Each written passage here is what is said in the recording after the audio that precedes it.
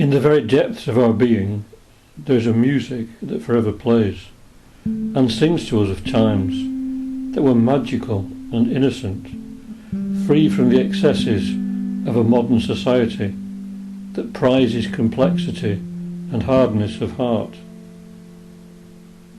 We have within us the Pure Land, Peach Blossom Spring, and the Garden of Eden, a golden age that has never left us except in the imagination created by the limitations imposed upon us by a disbelieving world.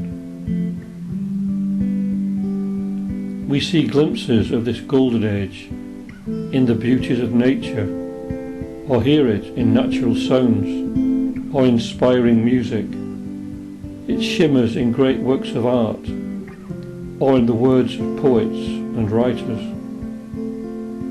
It is not tainted by the narrow divisions of those artists who draw their inspiration from the transitory baubles of material life, or are drawn into the darker elements of the mind.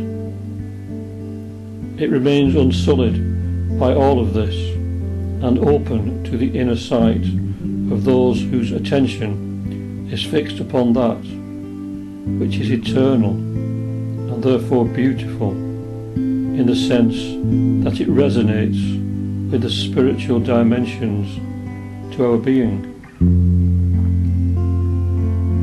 Nature does always speak to us.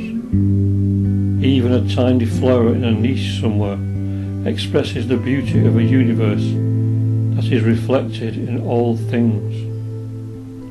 If we open our minds, the voice of the silence communicates with us unceasingly and consecrates our whole being to the most sacred. But how often do we really listen?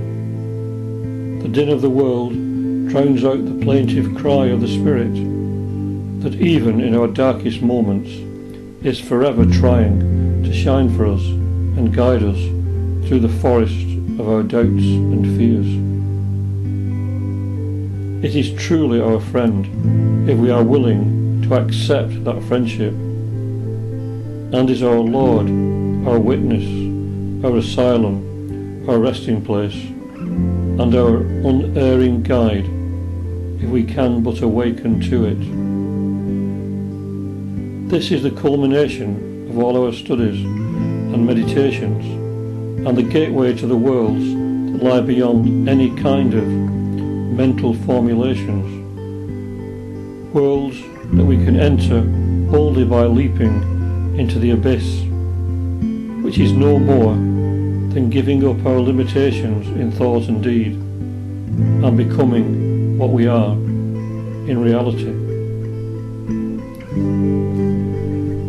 For we live constantly under the suggestion of others, whilst imagining that we are free and independent. We go along with the rules of society, although many of them are erroneous and poisonous to the soul. If we begin to live spontaneously in tune with the Tao, we would be out of step with most of humanity, but in tune with the infinite. We would be out of the calculation of the ranks of civilization, who would find it impossible to fathom and understand our motivations. But we would find company with others on the same road, and therefore we would have some solace. The truth is that great danger lies in mere book learning, as we can easily misinterpret things read and go off completely along the wrong track. However, in our fledgling state of mind, we do need them at times.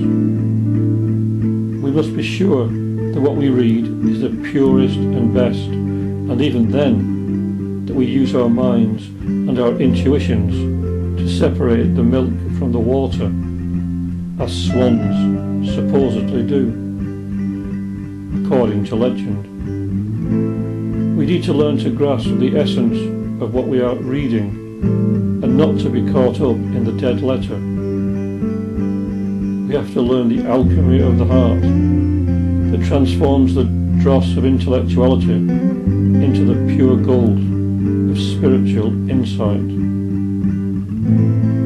Inspiration is always original. It never borrows from other sources. It does not spring from a highly trained memory.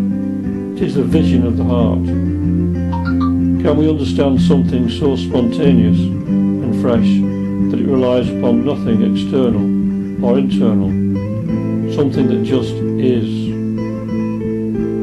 It surely transcends understanding, and only those who experience it can really know. Krishna gives us the key in the Bhagavad Gita when he tells us to sacrifice everything, even knowledge, to him as the higher self.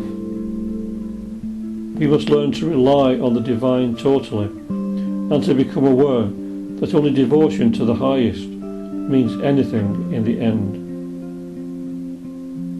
For someone who is truly inspired, the criticism of the world has no meaning, as they are rooted in something beyond the understanding of 99.9% of humanity, and they may have pity on the misguided rants of a world immersed in delusions. A society that takes the rind for the fruit, that misunderstands its own true nature, and therefore mistakes shadows for reality. As it says in the voice of the silence, alas, alas, that all men should possess a lyre, be one with a great soul, and that possessing it, a lyre, should so little avail them.